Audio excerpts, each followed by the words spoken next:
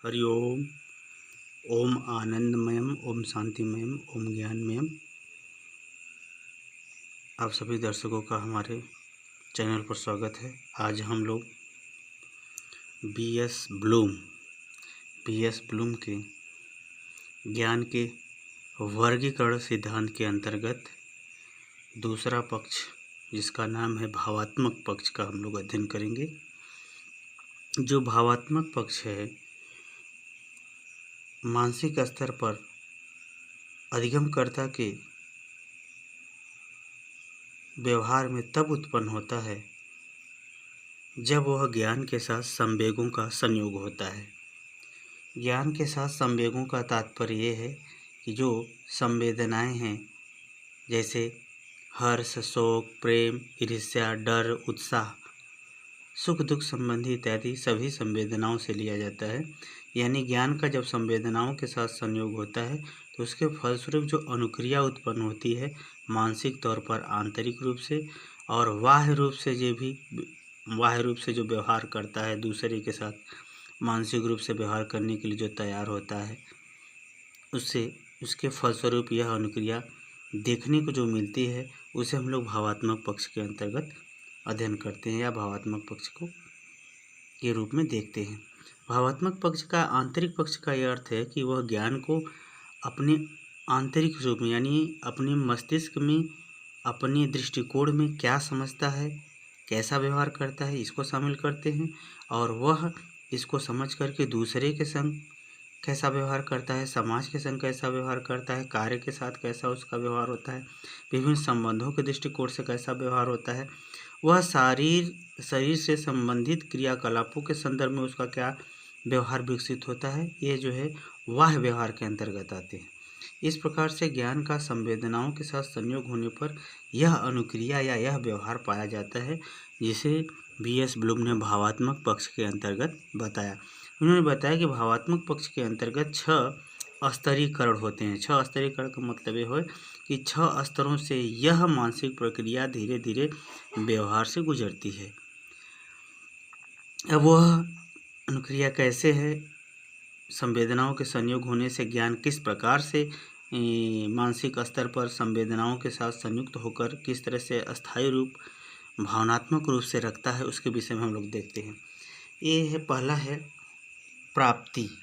जैसे ही ज्ञान के संग संवेदनाएं इंक्लूड होती हैं, मिश्रित होती हैं, वैसे ही उसे वह प्राप्त करना चाहता है। उस ज्ञान को वह ज्यों कहते हैं क्या होता है, प्राप्त करना चाहता है।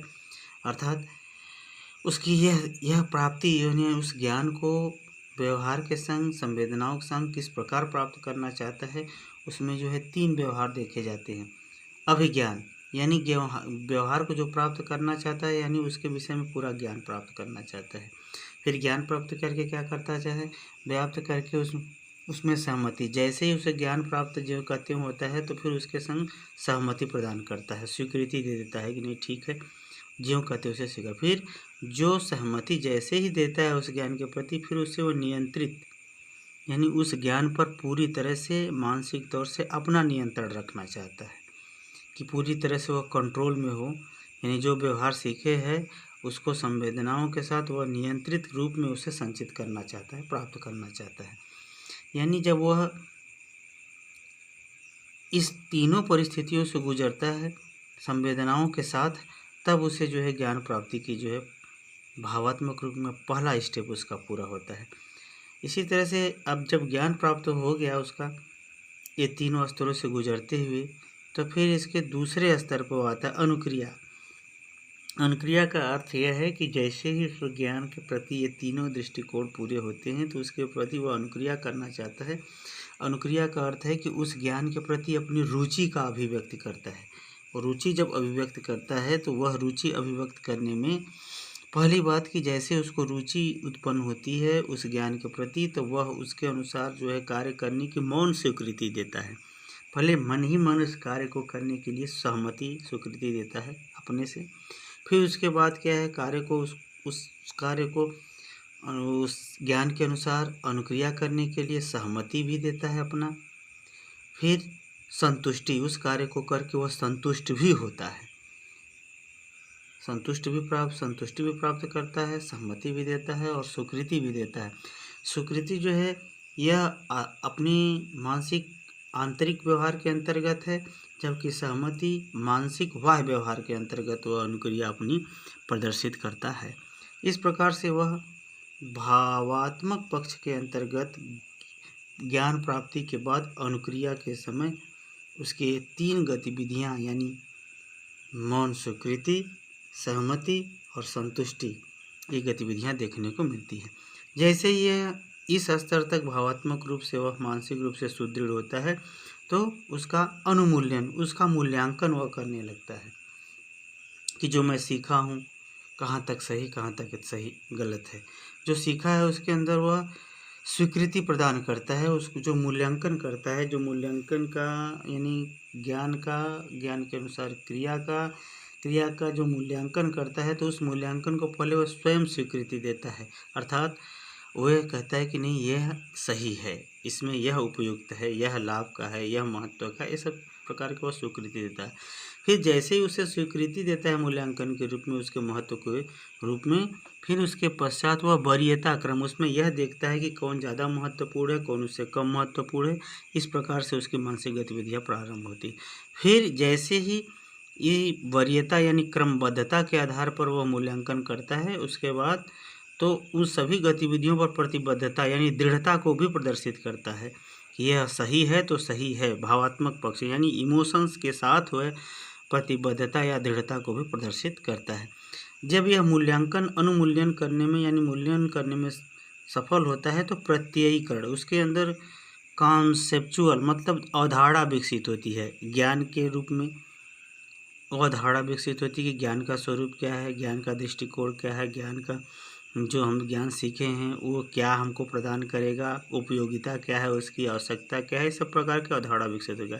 फिर इस ज्ञान के आधार पर जो अनुक्रिया जो कार्य किया है उसके अनुसार कि यह कार्य कठिन है, सरल है, उपयोगी है, नहीं उपयोगी है, कितना जरूरी है, कितना नहीं जरूरी है, कार्य के अनुसार भी उसका जो है अवधारणा कार्य के प्रति विकसित होती है। फिर अनुमूल्यन का मतलब यह है कि यह जो मूल्यांकन किया है, जो निष्कर्ष निकाला है, जो समझा है, जो निचोड़ को समझा है, फिर उसका भी मूल्यांकन के प्रति भी वह सूक्ष्म रूप से जो है अपनी अवधारणा को विकसित करता है।